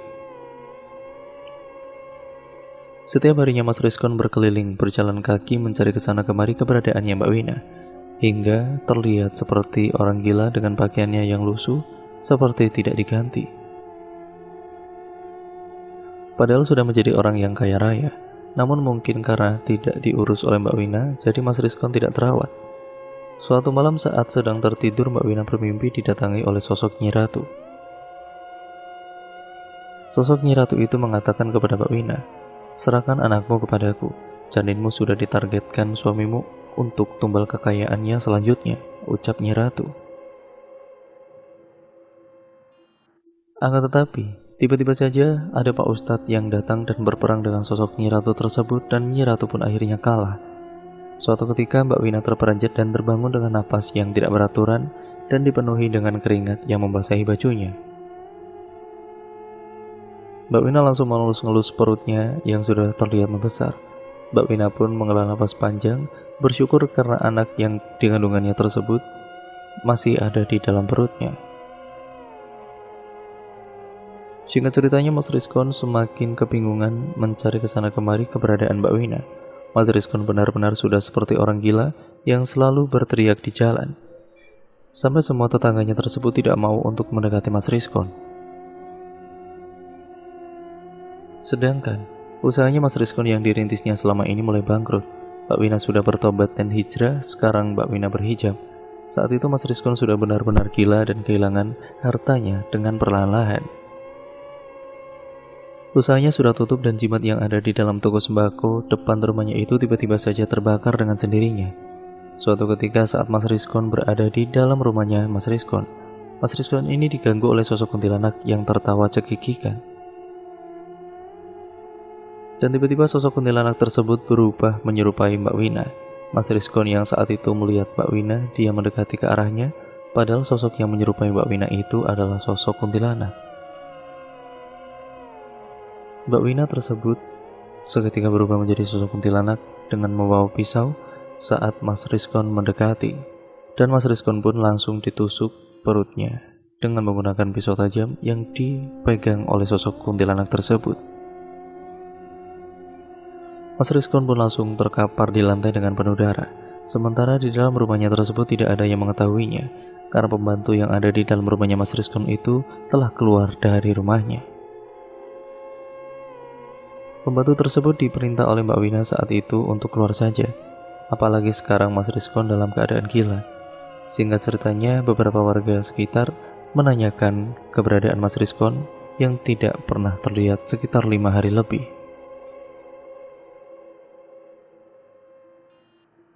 Salah satu warga yang melewati depan rumahnya mencium bau aneh bangkai di depan rumahnya Mas Rizkon.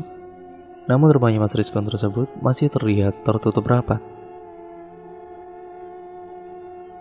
Sehingga para warganya penasaran karena takut terjadi apa-apa dengan Mas Rizkon. Akhirnya beberapa warga yang lewat di depan rumahnya itu melaporkan kepada Pak RT. Pak RT dan beberapa warga lain datang untuk melihat ke rumah Mas Rizkon. Karena pintunya terkunci dari dalam dan tidak bisa dibuka, akhirnya pintu rumahnya Mas Rizkon pun didobrak oleh beberapa warga sekitar. Warga saling bekerja sama untuk mendobrak pintu rumahnya Mas Rizkon. Dalam hitungan ketiga, Pintu pun didobrak dengan sangat kencang dan brak. Seluruh warga yang ada di depan rumah Mas Rizkon langsung masuk dan berpencar ke dalam ruangannya. Saat dilihat, ternyata Mas Rizkon berada di dapur dalam keadaan terlentang dengan tusukan pisau yang ada di perutnya dan dipenuhi darah yang telah mengering. Warga yang melihat ke tempat tersebut pun langsung tercengang ngeri serta menutup hidungnya masing-masing karena baunya itu benar-benar sangat busuk sekali. Akhirnya PRT dan warga yang lain menyatakan bahwa Mas Rizkon ini meninggal karena bunuh diri karena dirinya telah gila tidak menemukan istrinya dan kekayaannya sudah sekejap hilang. Mbak Wina yang berada di rumahnya Pak Ustadz langsung diberitahu bahwa suaminya telah meninggal dunia. Singkat ceritanya, jenazahnya Mas Rizkon segera dimandikan dan disolatkan. Mbak Wina juga ikut ke rumah untuk melihat jenazah suaminya untuk yang terakhir kalinya.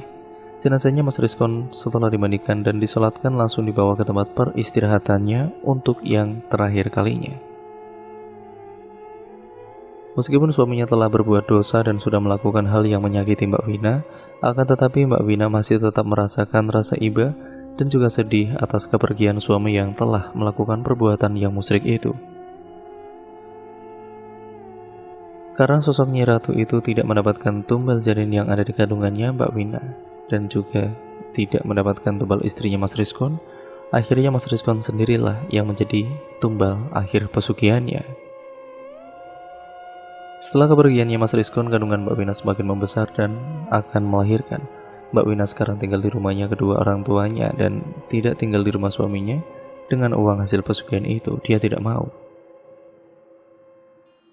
Semua pakaian, uang, dan emas yang ada di dalam rumahnya tersebut disumbangkan kepada panti asuhan, peti jompo, dan orang-orang yang membutuhkan.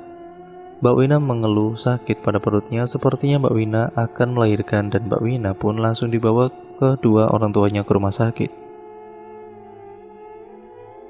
Singkat ceritanya, akhirnya Mbak Wina memiliki anak perempuan yang sangat cantik. Mbak Wina membawa anaknya itu ke rumah kedua orang tuanya dan semenjak saat itu Mbak Wina mulai mencari pekerjaan untuk menghidupi anaknya dan dirinya. Sekarang Mbak Wina sudah berhijrah dan lebih rajin beribadah. Hingga suatu ketika Mbak Wina dipersunting oleh salah seorang ustadz yang belum menikah. Akhirnya Mbak Wina dan ustadz tersebut pun menikah. Dan kehidupannya Mbak Wina menjadi semakin baik dan juga rumah tangganya sangat harmonis dan bahagia. Sedangkan kabarnya rumah hasil pesugihan miliknya Mas Rizkon tersebut sekarang terbengkalai dan warga sekitar sering melihat adanya penampakan yang ada di depan rumahnya itu. Pernah suatu ketika, salah satu tetangganya saat malam hari sekitar pukul 10 malam, jalanannya sudah terlihat sepi. Bapak tersebut melihat ada sosok putih berambut panjang sedang bersenandung di atas pohon depan rumah Mas Rizkon.